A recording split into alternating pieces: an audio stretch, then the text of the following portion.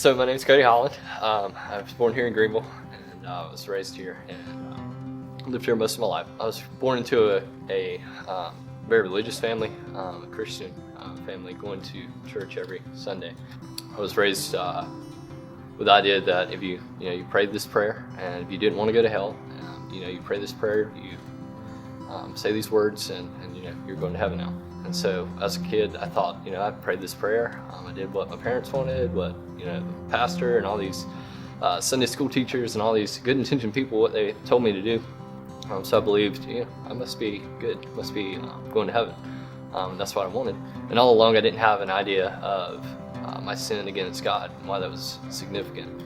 I didn't understand why that was such a bad thing.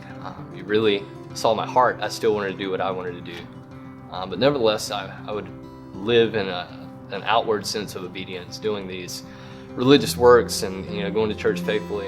I would learn Bible verses. I would try to obey my parents, at least externally, doing what they asked me to do, trying to have this spirit of obedience and just being a good boy. And it wasn't until maybe middle school, even into early high school, that the gospel really became clear to me. Man by the name of Justin Harris became a youth pastor and began preaching through the Bible verse by verse and really explaining what the gospel meant and what was really important about why Jesus died. I'm not sure until that point I really got that. I knew he did it, and, he had died, but why did he have to die? My sin didn't seem that bad, so why is Jesus dying for it? But for the first time, my sin really was that bad, that wicked. Along with his preaching, some things began in my life to come out. I began to watch pornography. I began to see my slothfulness. Maybe for the first time, I was beginning to see that I really wasn't that good little boy that I was portraying myself as.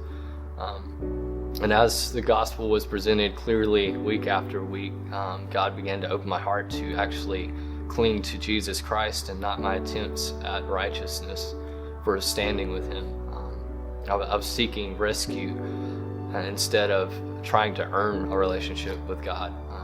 Something that I began to understand I couldn't. No matter how good I was, I always, in my heart, didn't have that righteousness.